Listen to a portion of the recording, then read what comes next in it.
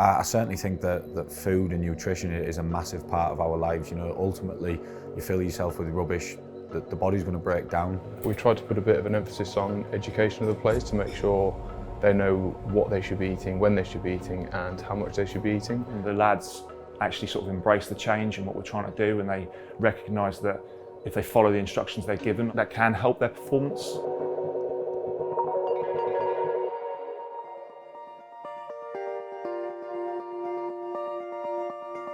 I'm Dan Savage. I am the executive head chef of Norwich City Football Club for the first team. So my role as head chef is to supervise the food provisions for the first team, and whether that's at the training ground, at the stadium for match days, or whether that's away from the training ground and away games, but also food for the players to take home for them to eat in the evening. Hello, my name is Tom Geeson-Brown and I'm the club nutritionist at Norwich City Football Club. I work closely with the chefs, the sports science department and the wider multidisciplinary team with the aim of making sure that the players are eating the right things in the right amounts at the right times to allow them to repeatedly train, recover and ultimately compete in the Premier League. Hi, I'm Ben Gibson, defender for Norwich City Football Club.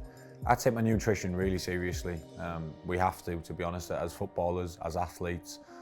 Firstly, to prepare ourselves for training and games, and secondly, to recover.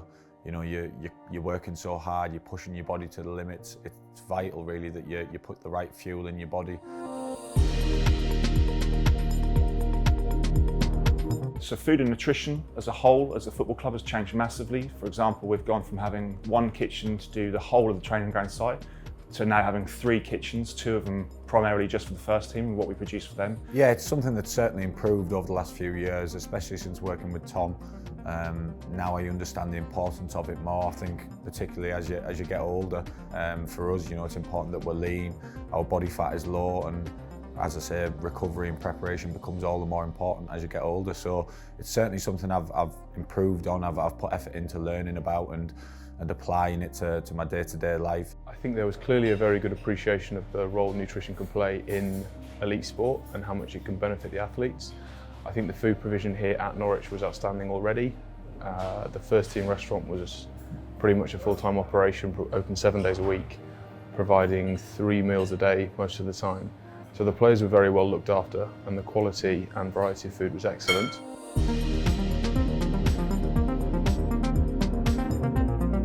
The schedules are decided by the coaches, which is obviously dictated by a fixture schedule. That information is then relayed to the sports scientists, who then will know the duration, intensity, frequency and other GPS metrics of those sessions. Myself and the chefs will then try and make sure that the food provided to the players is appropriate to either fuel them up to maximally perform within those sessions or recover as quick as possible for the next training session, or potentially leading into a Premier League fixture. If we have a tougher training session coming, or let's say it's the day before a game, we'd load up on carbohydrates and you'd eat a lot more sort of calorie wise than what you would do if it was a lighter day. If it was a lighter day, you know, I'd come in, I'd try not to have carbs on the morning, I'd try to have an omelette, maybe a little bit of fruit. If it was a game day, it's quite the opposite. It's then time to enjoy yourself. You know, you can have a big bowl of porridge, toast with your eggs. It's sort of whatever you want. So it's a bit more relaxed then. But as I say, it's important about getting that balance right. Leading into match days, match day -1 in particular, is primarily high carbohydrate foods, and that can be achieved from pastas, which are the obvious potatoes, but also we use supplements of glucosides, energy bars, bits and pieces like that, and also food we make here.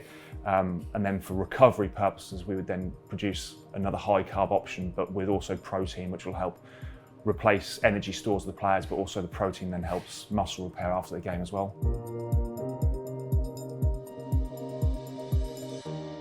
We tried to put a bit of an emphasis on education of the players to make sure they know what they should be eating, when they should be eating and how much they should be eating.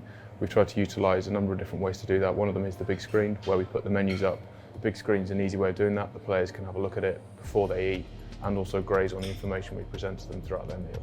The menu goes on there on a day-to-day basis, which tells them the macronutrient breakdown of each dish, how many calories are in the dish, and all those things goes into players' composition and how they balance their weights, and also leading into match days on how we tailor things for their performance. Ultimately, it's about your own choices. It's about you listening and implying that that guidance that it give you. And it's, listen, sometimes it's not easy. We all have those cravings for the things we want, but it's about getting a balance, and I think that's really, really important to be fueled and to recover properly, but also to have a balance, because you have to enjoy yourself. You can't live like a robot. When I joined the football club in August of last year, COVID was still very present, and getting access to a lot of the players, academy players, junior players and staff was very difficult, and we wanted to make nutrition as accessible as we possibly could.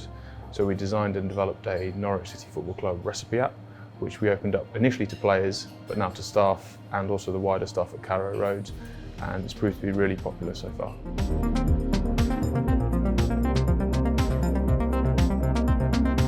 Life is about balance in general, no matter what it is. It's important you don't go too far one way, but I certainly think that food and nutrition is a massive part of our lives. You know, ultimately, you fill yourself with rubbish, the body's going to break down.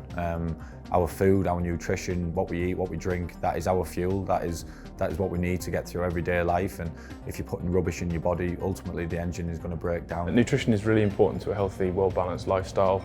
If you're going to eat 3 to 4 meals and snacks a day over the course of the week, that's 28 meals a week and roughly 1,500 meals over the course of the year.